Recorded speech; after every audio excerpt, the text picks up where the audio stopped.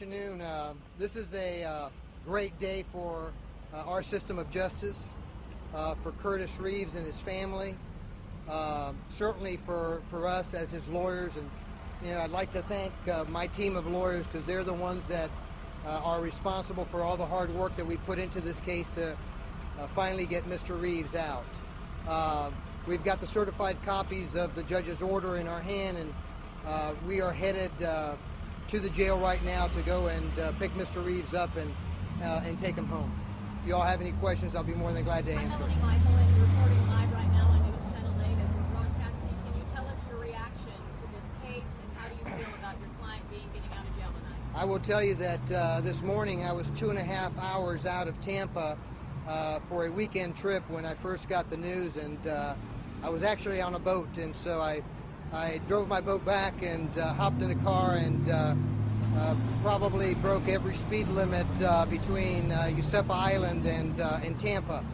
I'm not a very emotional guy, but I can tell you that when I got this decision, it was a very emotional moment for me. I know how much this meant to us.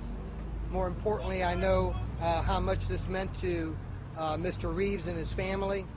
The one thing that I can tell you that I am so proud of is that Curtis Reeves has never lost faith in our system of justice. Each and every time that I spoke to him, he would always tell me, he'd say, "Hey Rick, good job. I believe in our system of justice." You've got to understand that Curtis Reeves for 27 years was a decorated law enforcement officer here in this community, protecting each and every one of you. Curtis not only was a decorated and wonderful law enforcement officer that protected our community, Curtis is a wonderful family man. He's a church-going man.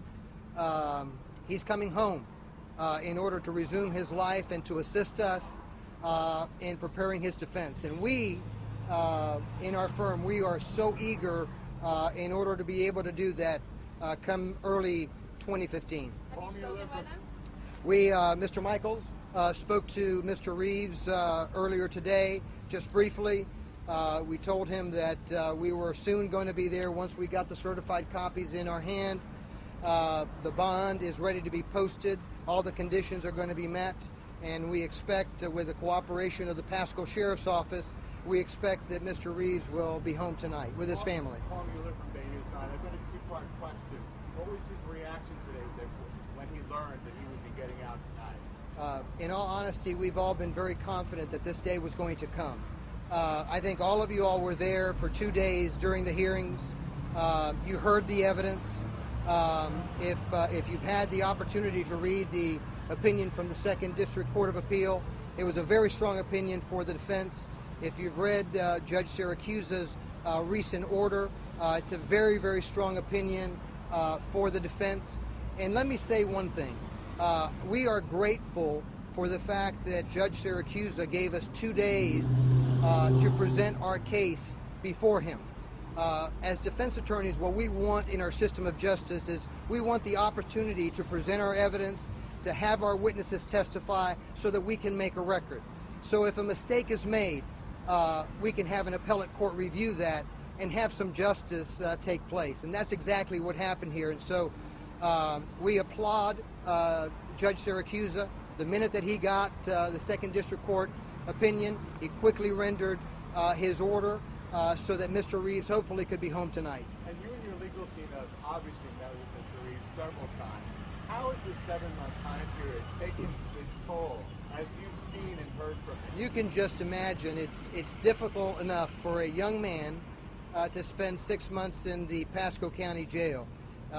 It's far harsher for a 71-year-old man who is innocent of this crime to spend 6 months in jail. That is what's been so surprising to me, that despite that, the difficulties of being in the Pasco County Jail, his confidence in our system of justice has never wavered. It's been so strong.